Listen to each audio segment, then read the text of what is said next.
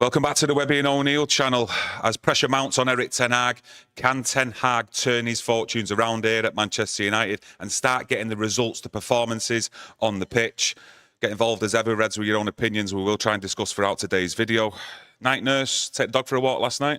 No, slept really, really well. I think I've accepted what's going on. The anger's gone out of me. I'm just waiting for the club to turn it round, Ten Hag to turn it round. Even the dog wasn't worried when I got home last night. He knew I wasn't going out for a late walk.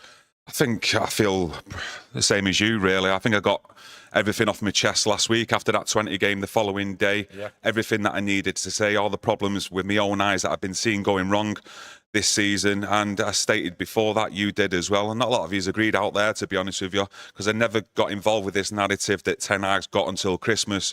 We always stated last week that he's got the next 3 games to turn his fortunes around, and I'm still standing by that. And I think that's why I feel calm this morning, and I don't feel angry, because he's still got 2 games left, in my opinion, to try and turn it around. And if he doesn't turn it around, for me personally, I think the writing's on the wall and they will act. From a fan's point of view, there is a time and it's coming. It's painful to watch, to be honest with you. When you listen to Erik Ten Hag, is there a belief? He turned round before the game, said, I want 100% from myself, he said. I want 100% from the players. Fans are just shrugging the shoulders. They don't see that. So the clock's ticking, as they say. Will Ineos act? Will Sir Jim Ratcliffe act?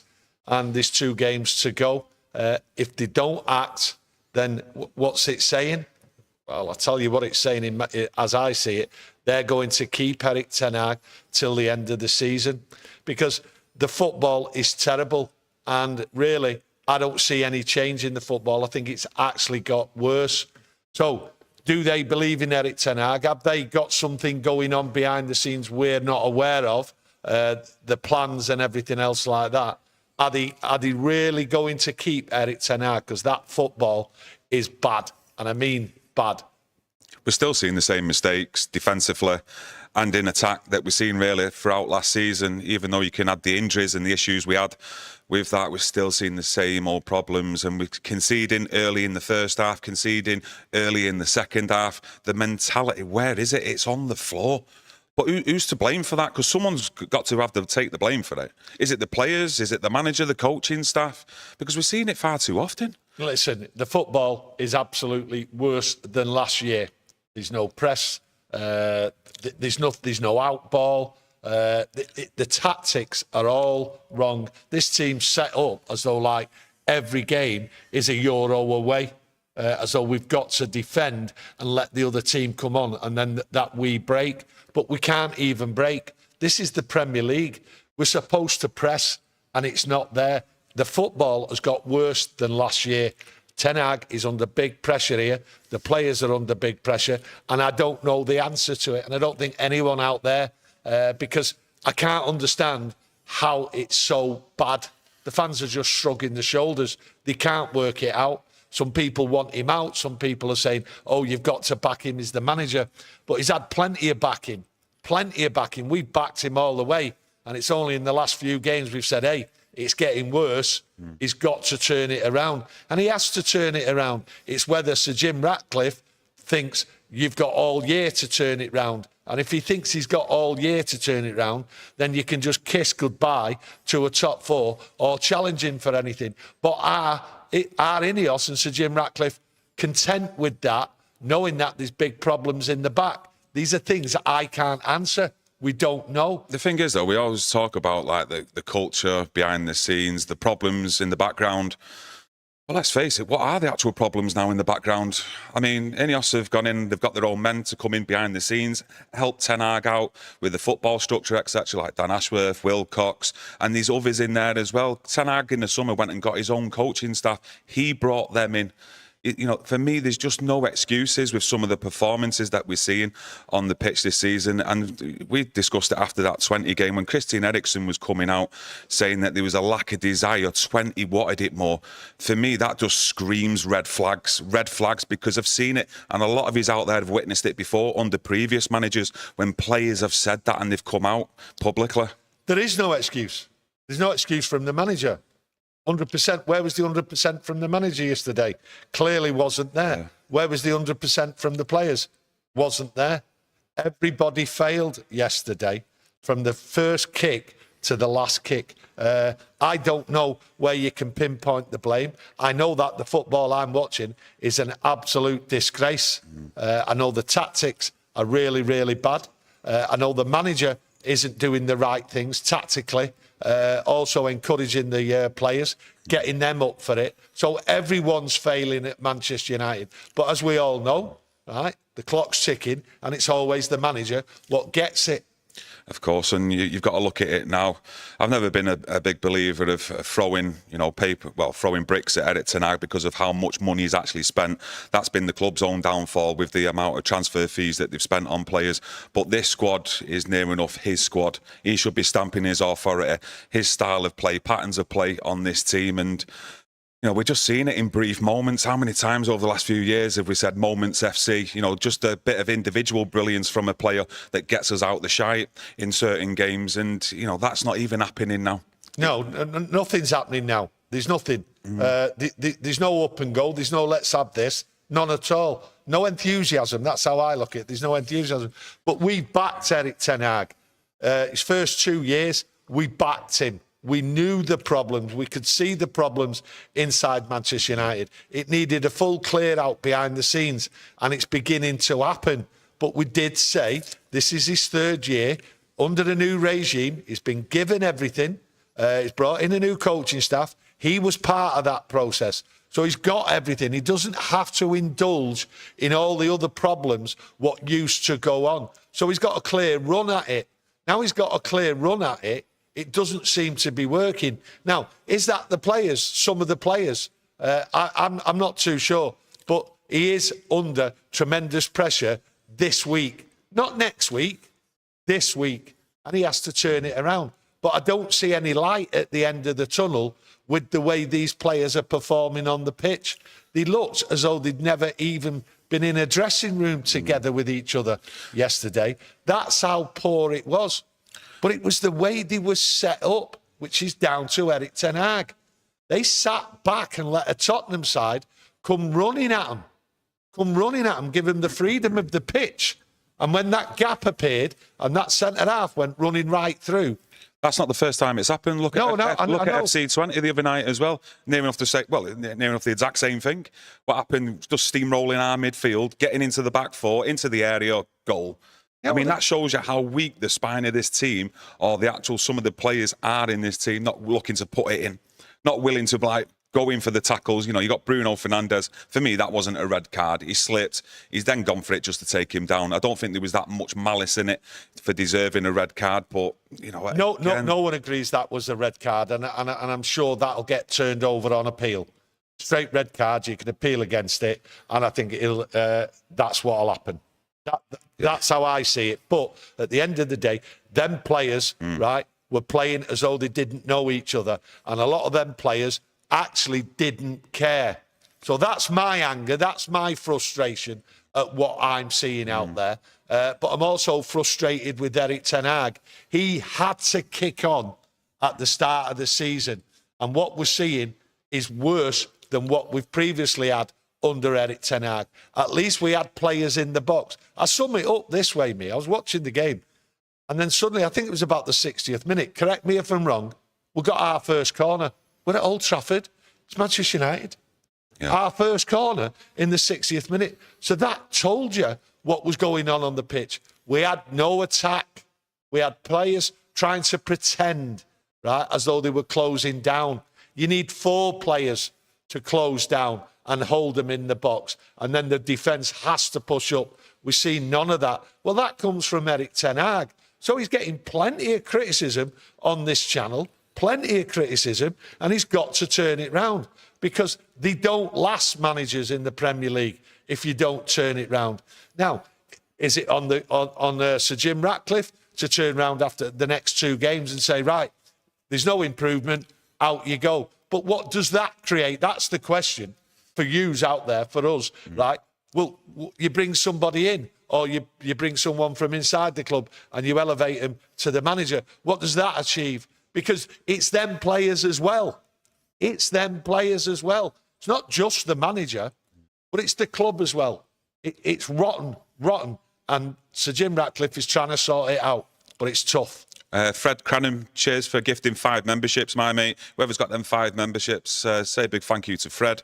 Neil Crow, cheers for your super chat. He says, Rude should have taken the Porto and the Villa game coming up this week. No. Look, one person, you want him sacked today or yesterday, okay? But then players need sacking as well. Some of them players need sacking. This has to be given 2 games. Then there's an international break. And I'm sure there's going to be a mid-season review here, because that end of season review has clearly gone pear-shaped in a big way. So Ineos themselves will look at themselves, but there will definitely be a review. There will be some calling and name calling going on behind the scenes when this international break comes up, and some self-reflection. Have we made the mistake? Am I doing the right thing? And that's Ratcliffe, that's Ineos, that's the manager. Director Me says, I don't even think Erik Ten Hag is convinced he can turn it around. Ben says, I want Ten Hag to turn it around, but I just don't want Southgate. Antel says, the question is, are Ineos willing to publicly accept egg on their faces and admit they were wrong by sacking him, ? I'm not too sure, you know. Well, these are the problems what are there. Erik Ten Hag doesn't seem bothered. I'm not worried about my job, he says.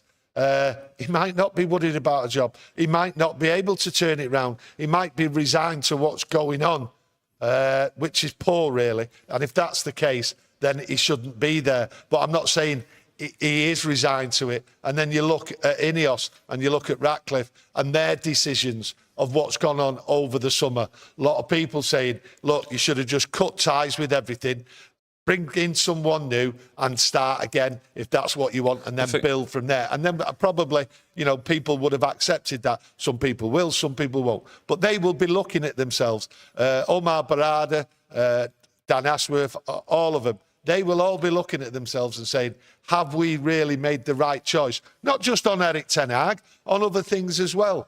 So I think there's going to be a big soul-searching in this international break. We've just got to get through these 2 games. Erik Ten Hag's got to do the best he can. And if he gets beat, then, you know, no one's going to be shocked. You've just said there, do it the best he can. I've got no doubt whatsoever Erik Ten Hag is doing everything possible to turn this around, and he's giving 100%. The question is his 100% good enough to take us forward? Well, this is the thing. If he's going to do the best he can, and if we see with our own eyes it's not changed, or we feel as though it's not going to change, right, then he's gone. He's gone. If he can't turn it round, if he can't galvanise this squad, we've seen it time and time again throughout our lives. Once a manager can't turn it round, well, the pressure's on. He asked for 100% from everybody, and he got 1%. That's all he got. So he's got 2 games, right, to get it back, to get these players believing in him, right? But if it doesn't work, then what is the option?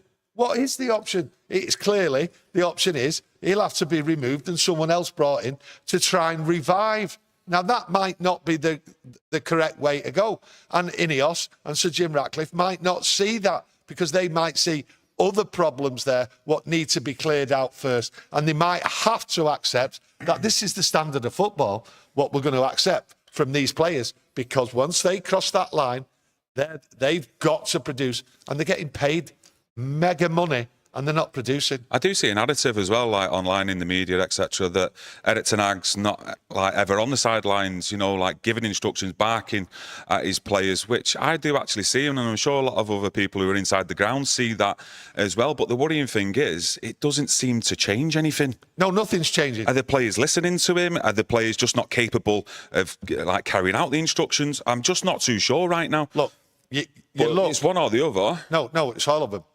No, I mean in terms of like the instructions, are the players capable of it? Is it just Erik Ten Hag's tactics?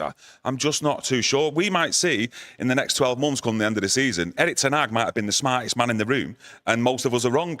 And it might actually start building something. We might start actually seeing something on the pitch. Who knows? But right now, it's very, very unlikely. You adapt to tactics. You get used to it. You learn You learn the tactics. Players have been there long enough. Yeah. I'm just about to say that, right? They know, right? New tactics are there, so adapt to it. They're not doing it, okay? So is Erik Ten Hag wrong in persisting with these players? Are they not good enough? We've got new players in there. We've got young players. I don't believe some of these players are putting it in. Definitely not putting it in, because we're not seeing it. We are not seeing it. But the manager comes under fierce criticism, and quite rightly so. And it's all a matter of the clock's ticking. Will he be gone in the international break? That's how I see it. Yeah, you mentioned about players not putting it in. And you see constantly week in, week out, the same names being picked out of the hat. He's not putting it in. He's not running around. He's not tracking the back. He's half-hearted. But Diogo Dalot yesterday. Did anyone see that first goal with Diogo Dalot? Where he gave up, he just stopped and put his hand in the air as to say, I'm sorry. Wouldn't even run after Johnson. He just stood there with his arm up in the air. And you see Diogo Dalot week in, week out with this absolute shite of pumping his chest with his arm, you know, high-fiving everyone. And he give up, not just on his own teammates, but the fans and his manager yesterday. He give up on the pitch. First 2 minutes, again. Absolute joke. Yeah, look, listen. And it's easy to criticise other players who we see in the comment section week in, week out. He's not doing it, he's not doing it. But there's others who are culpable as well, not just on the pitch, on the sidelines as well. It's not just others, it's all of them. Because they're all there to work with each other, right? It's pride in what you do. These are professionals, highly paid professionals, right? And where's the pride? We don't see any pride, none at all. I mentioned yesterday that on about 65 minutes, the crowd, they were defiant. They tried to get behind the club, right? But they wanted something to fight. They wanted to see a fight. And there was bits of fight. But that was only because Tottenham were there. But the crowd still stayed with them. And really, it was just a poor showing. And they could have scored 6, 7, possibly 8 goals. But it was an absolutely tactically naive way of playing football. And the players were absolutely poor. But it's not just yesterday, that's the thing. We've seen it all season. All season. We've seen it last year in glimpses where players have performed and then gone back in the shell. It's as though like they don't care, no pride, but it's got to be sorted out. And I keep going back to Sir Jim Ratcliffe.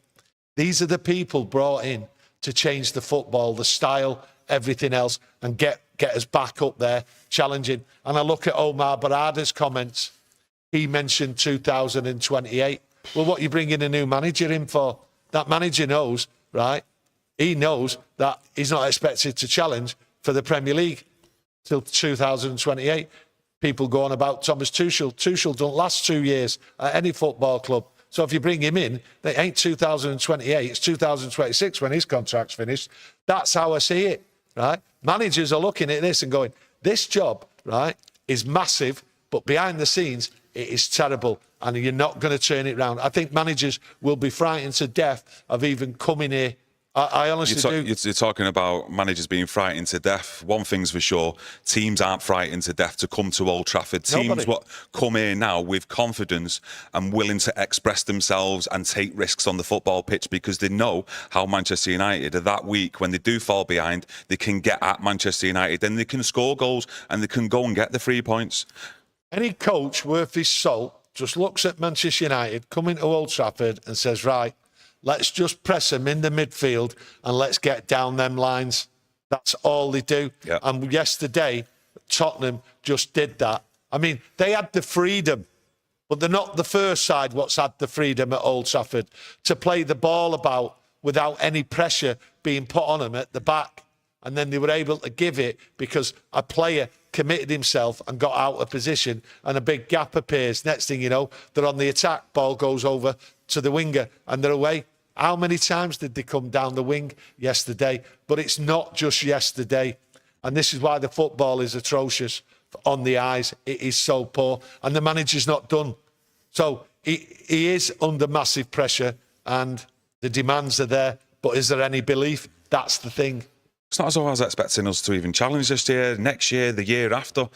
I just wanted to see a little bit of consistency, just a little bit of joy when you're watching the game. You know, something to come away from the ground with, you know, being proud of, that you've been entertained on the pitch, and we're just not seeing it. But Ansel says in the chat, and cheers for your super chat, mate, he says, predictable, Dutch-level tactics, not good enough. Cheers for your super chat, mate. Dutch-level tactics. I don't even think it's Dutch-level tactics. I don't think anyone really can fully understand what's going on with the tactics, because the players clearly don't. And they've give up. Some of them players have give up. But I just look at it and I think to myself, there is no belief inside this football club once that ball is kicked. Zame Yasser, Arsenal fan. If Ten Hag is sacked, who do you want? Question mark. Not got a clue. I've no preference of any manager. I just want someone to come in, if Erik Ten Hag gets the sack, and just get these players working on the pitch and playing football, being entertained. Is that the reality, what we're all looking at? Entertainment? No, I want a team that goes out there and works hard, and I'm not seeing that. That's the first thing you want. You want to see your players work hard. I can accept a team going out, a Manchester United team going out there and getting beat by a better side. But what I can't accept is a team what walks over that line at the start of a game with clearly no belief. That is unacceptable. So the first thing I want to see, right, when we play Porto is the belief and the work. They need to work. And then when we play Aston Villa, exactly the same. And if we don't see that, then, you know, who's in charge of the football? Someone's got to say, well, this ain't football. This is not football. This isn't coaching. This isn't players doing what they're taught throughout the week in training and everything else like that. You know, the people in charge of the football have to say, well, what's going on here? That's how I look at it. Yeah, start of the Premier League season, and we've already heard Ten Hag come out about rotating players. I don't understand how you're going to get any consistency when you start rotating players so early in the season. You know, we mentioned the FC20 game. There was 3 players who ended up playing on the right-hand side against FC20. It was Ahmad, Garnacho, even Bruno Fernandes finished the game on the right-hand side. And when players are playing all out of different positions to what they're best suited to, I just don't get how you're going to find any consistency whatsoever. And one of the players for me who should have been rotated or just given some time on the sidelines to watch a couple of games was Bruno Fernandes. And I don't want to sit here and slag Bruno off at all, because I think he's been the best signing we've had in the last 10 years. He will always give everything he can possibly do. His discipline and his positioning in this season has not been good enough for me. It's not been helping the team out in the way he probably wants it to work out for him. And Erik Ten Hag should be taking him out of the firing line so he's then fit and ready and on form for the rest of the season. And I just can't see how we can't see that when loads of Manchester United fans now are having that debate that Bruno should be rested. Well, this is the problem between fans. Some have one opinion, some have another opinion about Bruno. The same with the manager. And I can't understand why, I honestly can't understand why Erik Ten Hag can't see what I see. Nearly 12 months ago, I said I'd had enough of Marcus Rashford. So I made a point, I'm having nothing to do with Marcus Rashford. I will not accept it. And then I look at Bruno and I say to myself, he needs a rest. He's not really been a great footballer the last 8 and 9 months, to be honest. So he needs taking out, and I don't understand why he can't see that. There's lots of other things going on, but I just don't see how Erik Ten Hag can survive if he keeps talking the way he's doing. He's actually talking himself out of a job. To turn around and say he's not worried about losing his job, that tells me he's shrugging his shoulders. Along with all the United fans I was talking to last night, they were just shrugging their shoulders. But that's how it's coming across from Erik Ten Hag. He talks in riddles at times, and I got to agree with Webby, with what Webby said last night. He's turning Erik Ten Hag off. He doesn't believe that Erik Ten Hag believes what he's saying. That's how it's coming across. There's no belief. Yeah, you're looking at that team, the squad that he's got available, like we mentioned earlier on, the majority of the squad, that he's, especially his starting 11, are his signings now. So what do you do coming up against the two teams that we've got this week in Porto and Villa? Because I think he's very stubborn with his tactics, where he won't alter anything, he won't change.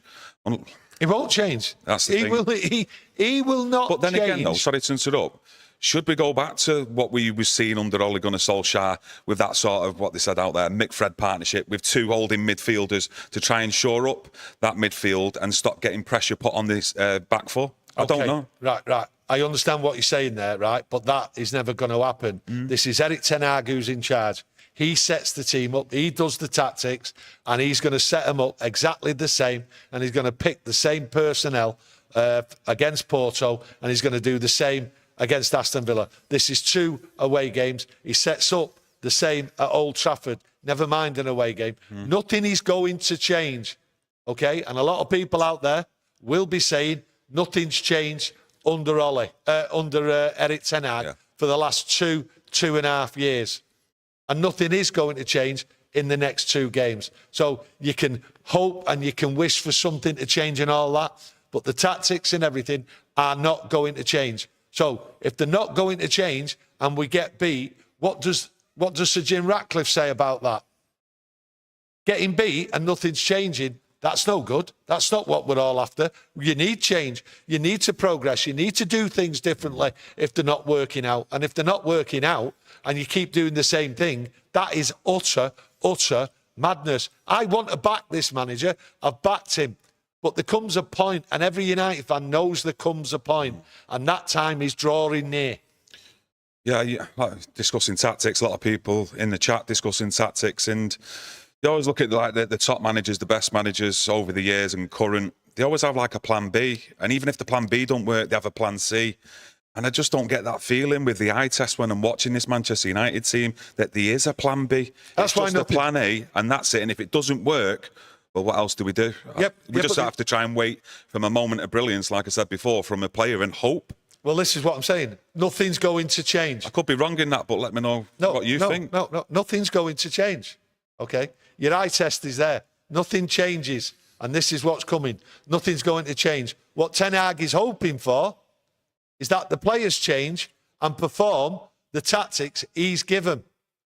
I don't think they're going to do that. I don't think some of them are capable. Big problems here. You know, and I'm shrugging my shoulders and I'm thinking, and I'm not getting angry at anything because you're watching like Erik Ten Hag. Right? No. I'm just sort of accepting what's in front of me. And I'm hoping, right, that something changes, right, after the international break. But I'm saying to myself, I can't see it. And I'm just waiting now to hear what Ratcliffe and Ineos have got to say. That's what I'm waiting for. And whatever they decide, I'm going to accept what they decide. Listen, they might shock us all and just say, carry on. But they've got to explain why they're carrying on. Yeah, I'm going to leave it on that, actually, because that's a bit of food for thought. But we have still got 2 games this week, and our manager is still Erik Ten Hag. So, as I always do on a match day, I back my manager, I back my team, even if I don't agree with what I'm seeing on the pitch. No, that's right. And I will rightly call it out, and I will give my criticism in what I see, just like a lot of you do as well. We've all got opinions, and it's about getting involved as well. Look, it's painful at the moment, and this is more painful than I've known for a long time. But the hope is killing me. I can't get angry anymore. These 2 games coming up, I'm going to watch them. I'm going to look at what's going on. Is there anything different and all that? But the hope has virtually left me, and I need something. And I need these 2 games. I'm going to get behind, like you say, we get behind them, okay? But we will point out the failings as well, right? And we have backed Erik Ten Hag, but I need to see change now because the football's got worse. The playing style, everything's got worse. And that's not what we was all expecting. So everyone's got to take a deep look at themselves inside Manchester United over this next week. Searching. Right? And just sort of make decisions. Some people might not feel like it. They might shy away from it, but they might have to hold their hands up and say, I made a mistake here. So I'd like to thank you all for joining us. It's been popping off in the chat. It's much appreciated. You continue to get involved. Give us your interaction. And if you want to support us, smash a like on the video, Reds. It'd be much appreciated. And we'll be back tomorrow with another video. Try and enjoy the rest of your day. And we'll see you again soon, Reds. Take care. Many thanks.